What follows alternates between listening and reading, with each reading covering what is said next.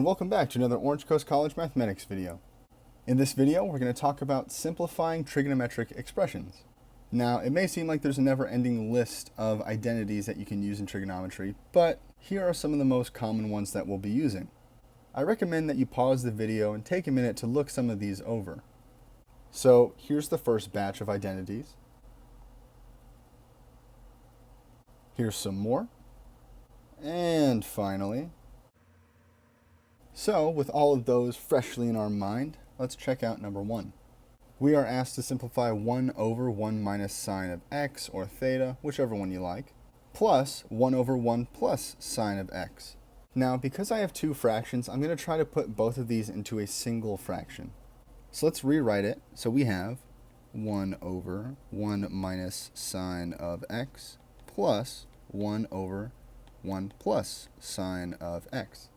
Now I'm going to multiply this left term by 1 plus sine of x divided by 1 plus sine of x. And I'll multiply this right term by 1 minus sine of x divided by 1 minus sine of x. Doing this gives us 1 plus sine of x plus 1 minus sine of x all over 1 plus sine of x times 1 minus sine of x. Now let's look at the numerator really quickly. We have a positive sine x and a negative sine x. So these two are actually going to cancel each other out. And so what are we left with? We're left with this 1 plus 1. So our new numerator is going to be 2. Now let's check out our denominator. When we actually FOIL this out, we're going to get 1 minus sine squared x. Now, one of our identities is sine squared x plus cosine squared x is equal to 1. Now, if I subtract the sine squared x over, we're going to have cosine squared x is equal to 1 minus sine squared x. And this is what we have in our denominator. So we can actually replace this 1 minus sine squared x with cosine squared. So let's do that. So now we're going to have 2 over cosine squared x. Now, since cosine is in the denominator, this is actually going to be secant. So we can write this as 2 times secant squared x. And that is our answer. Moving on to number 2, we want to simplify 2 times sine cubed times cosine plus 2 times sine times cosine cubed. So let's go ahead and rewrite this. So we have 2 sine cubed of x times cosine of x plus 2 times sine of x times cosine cubed of x. Now, since I'm trying to simplify things, let's try to look at some things that may be able to be factored out. First off, I see that both of these terms here have sine in them. They also both have cosine. So I know I can factor out a sine and a cosine. Last but not least, they both have this 2. So we can actually factor out a 2 sine cosine out of this entire thing. So let's go ahead and try that out. So we get 2 times sine of x times cosine of x times the quantity of sine squared x plus cosine squared x. However, what do we notice from earlier? We know that sine squared x plus cosine squared x is actually equal to 1. So really, this is 2 sine x cosine x times 1. And anything times 1 is itself. So our answer becomes 2 sine of x times cosine of x. Now, depending on who's asking the question, this could be an acceptable answer. But you could actually go one step further. One of our identities actually tells us that 2 sine of x cosine of x is equal to sine of 2x. So that could be a potential answer as well. Moving on to number 3, we have sine of a plus b divided by cosine of a times cosine of b. Now, first off, I see this sine of a plus b, and I want to separate that. And so we look at one of our identities, and I'll write it in red. So we have that this is equal to sine of A times cosine of B plus cosine of A times sine of B. Now notice I have a cosine of B and I have a cosine of B in here. And I also have a cosine of A and a cosine of A in the denominator. So maybe these things might be able to cancel out if we start playing around with it. So let's go ahead and rewrite it. So we're going to have sine of A times cosine of B plus cosine of A times sine of B. Now this whole thing, of course, is over cosine of A times cosine of B. Now it would be really nice if I could factor out a cosine of A from this whole thing, or a cosine of B, but both of these terms only have one of the cosines. There's only one cosine of B or one cosine of A. So I can't factor anything out of our numerator. But what I can do is I can split this into two different fractions. So this is going to be sine of A times cosine of B divided by cosine of A times cosine of B plus cosine of A times sine of B all over cosine of A times cosine of B.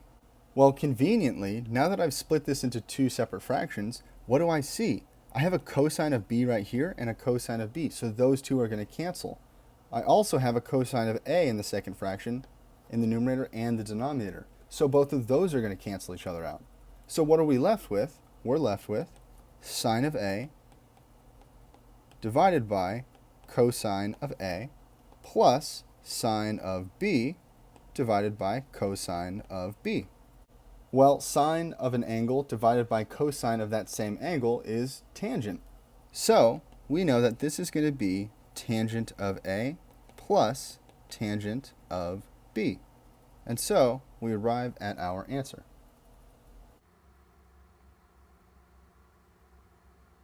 So moving on to number 4, we have cosine of 3x minus cosine of x divided by sine of 3x plus sine of x. And let's write what cosine of an angle minus cosine of an angle is equal to.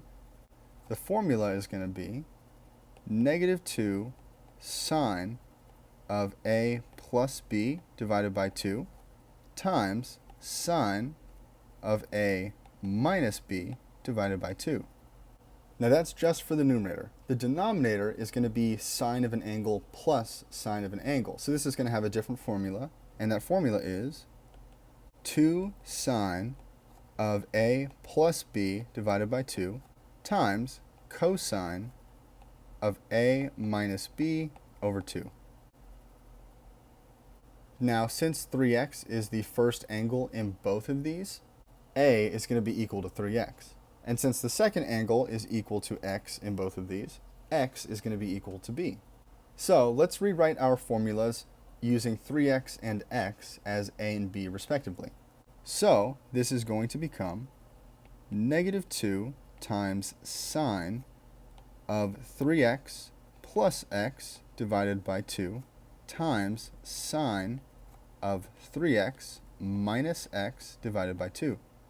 And all of this is divided by 2 sine of 3x plus x divided by 2 times cosine of 3x minus x divided by 2. Now, before we actually move on, we can notice that there are some things that can cancel out kind of just immediately. First off, there's this 2 right here, and there's 1 in the numerator and in the denominator, so those are going to cancel each other out. Second, we have sine of 3x plus x over 2 in both the numerator and in the denominator. So those can cancel out right away. We don't have to do anything at all. So what's actually left? Well, what's left is this sine of 3x minus x over 2 divided by cosine of 3x minus x over 2. And we can't forget about this little negative sign out in front. So this is going to become negative sine of 3x minus x is going to be 2x divided by 2, and then all of that is divided by cosine of 3x minus x is going to be 2x again, divided by 2, And now these 2's are going to cancel each other out. So we're going to be left with negative sine of x divided by cosine of x. But we know that sine divided by cosine is tangent. So this is negative tangent of x.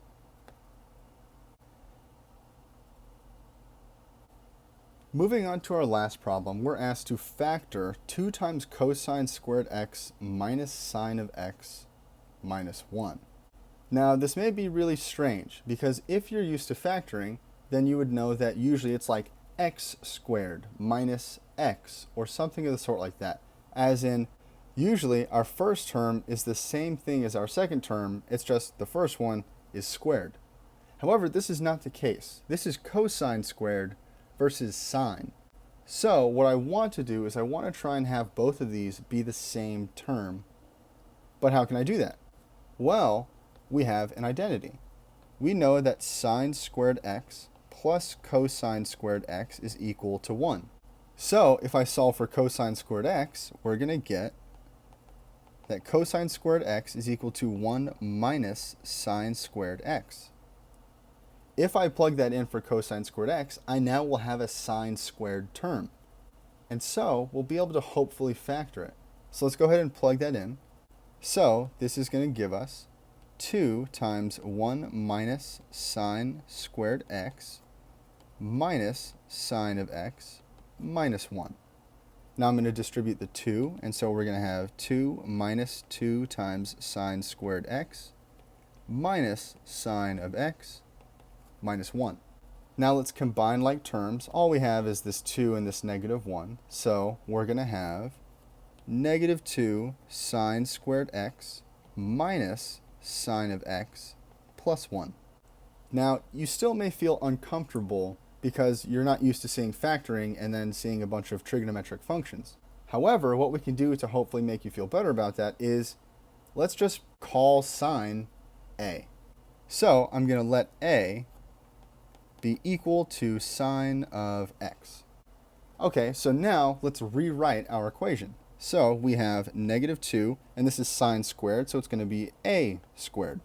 And then we have minus sine of x. Well, sine of x is a, so we have minus a. And then we have plus 1. So now this hopefully should feel a little bit better. So from here, I'm just going to factor normally.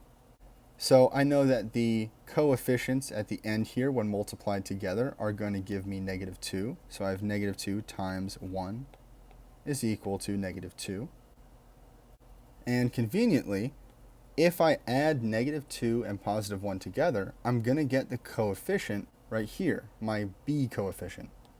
So I can write this as negative 2a squared minus 2a plus 1a plus 1. So now I'm going to separate these, and we have negative 2a squared minus 2a plus a plus 1. Now in here, both of these terms have a negative 2a, so I'm going to factor that out. I factor out negative 2a, and we get a plus 1. What's the common term in this a plus 1? Well, the only thing we can factor out of there is 1. So we get plus 1 times a plus 1.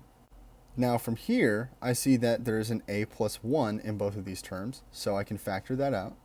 And we get negative 2a plus 1 times a plus 1. Now let's take a moment to check that if we multiply this out, we do get what we had originally.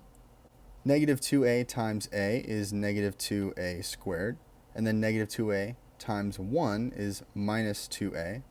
1 times a is positive a, and 1 times 1 is 1. Adding this together, we're going to have negative 2a squared minus a plus 1. And this is really what we started with. So we know that this really is our factorization.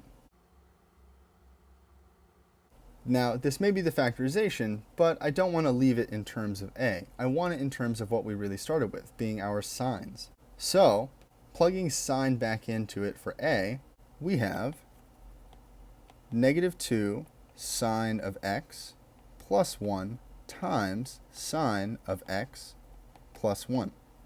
And that is our final answer. Well, that's going to do it for this video, and I hope to see you in the next one.